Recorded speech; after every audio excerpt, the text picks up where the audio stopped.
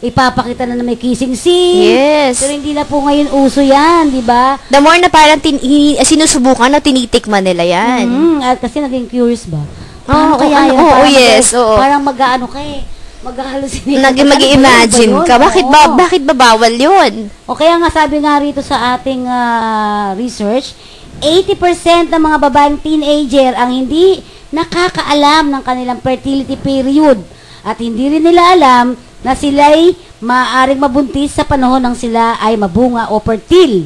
Ito ang dahilan kung bakit tumarami ang teenage at unplanned pregnancy. Tama ka na naman dyan, Ate Pe. Alam ba, tinuro lang. In fairness to my mother, no? Siguro talaga, sample lang. Alam ba? Si mama mo rin, siguro lumaki rin ganun din. Oo. Ang masasabi lang niya, o sige, unang araw ng regla mo, magpatihulog ka ng 7 baitang. Ganon. Ayun lang ang alam ko na natatandaan ko. Pero hindi niya sinabi sa akin na, bakit daw magpapatilag, magpapahulog? Para daw, tatalon ka. mag-ano ka, para bang papaanohin mo yung upuat mo ng pag-upo. Para daw maiksilan daw yung yung araw ng menstruation period mo. Yun nga, hindi ko yun lang ang natatandaan ko, pero sabihin mo, ingatan mo at ikaw ay dalaga na, hindi ko alam yun. Hindi natin sinasabi yun.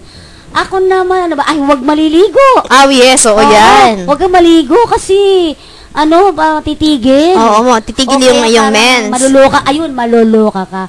Paano kung 4 na araw na ang menstruation? May isang linggo umaabot. Hindi ka maliligo. Hindi ang baho mo na nun. Dapat yun ang tinuturo, hygiene yan. So, mga nanay, hindi po totoo yan.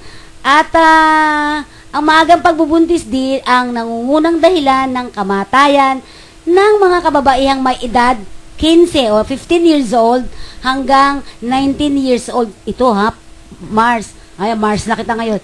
Buong mundo ito. Sa buong mundo. Diba?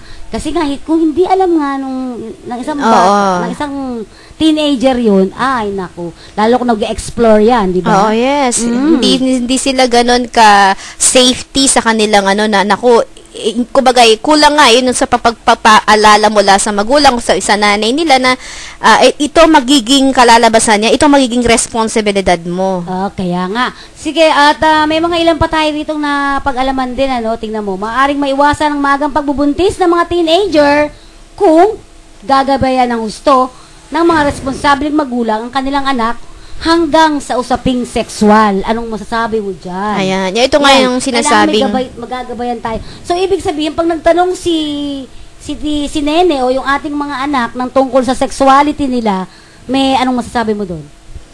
Si Nene, yung aking anak, bagay ako may apo ng babae Sabi ko nga, basta bagay ako iba na kasi nga siguro ako nahilan na rin ng modern na, syempre, dito na tayo, sa NGO, nabuksan na yung aking pag-iisip, na yung dating flower na sinasabi, hindi naman siya flower. Yung pek mo nakalabas, ganyan na sila. Dapat matuto rin sila. Ano ba yung talagang modernism yan.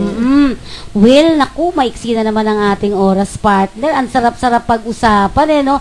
Pero, ang inaasahan sana natin, may mga natutunan po sana ang ating mga magulang sa pagiging isang responsableng pagkamagulang. Kasi tayo yung unang-unang magiging guro ng ating mga anak.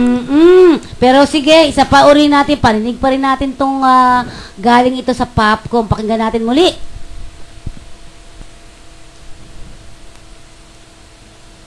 Nawala siya, partner. Okay, sige. At maiksi na naman ang ating oras. Pero tingnan natin. Maski mahirap ang buhay, kakayanin to.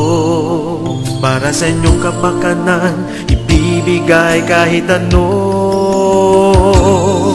Dahan-dahan nating mararating ang ating pangarap. Sa ating pagtutulungan, ginhawa ay malalasap. May pag-asang gumanda ang buhay sa tamang pag-aagwan. Basta tayo'y maging responsableng magulang sa ating mga anak. May pag-asang gumanda ang buhay, pamilya'y umangat. Sa ating mga anak ay ipadama ang kalinga. Sa tamang agwat, pamilya'y aangat. pagmamahal. Hatid sa inyo ng Commission on Population at ng himpilang ito.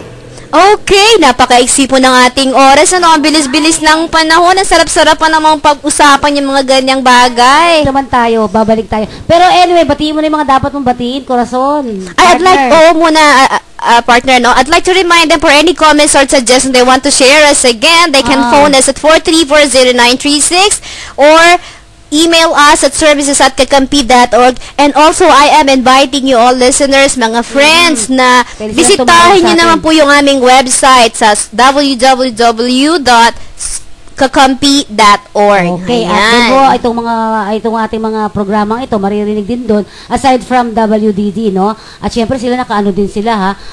Teleradyo na po 'yan. At sige, batiin mo na yung mga gusto mong batiin. Dati dami mong binabati eh. Si Toto, siya. Ay, oo nga.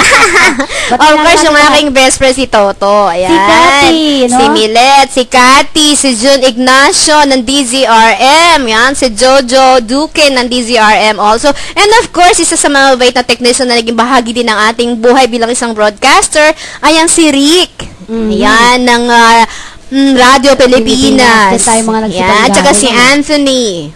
At para po sa ating lahat, ito po ang inyong lingkod, Fenny Codemus, nagsasabing, unahin na natin ng ating sarili, huwag ang iba, huwag kung sino man ang dapat yung intindihin, unahin po ninyo ating sarili dahil kayo po ang magtatakda ng inyong kalusugan, di ba? Yes, yung sinasabi natin as always, huwag mamaya na, huwag bukas, ngayon na.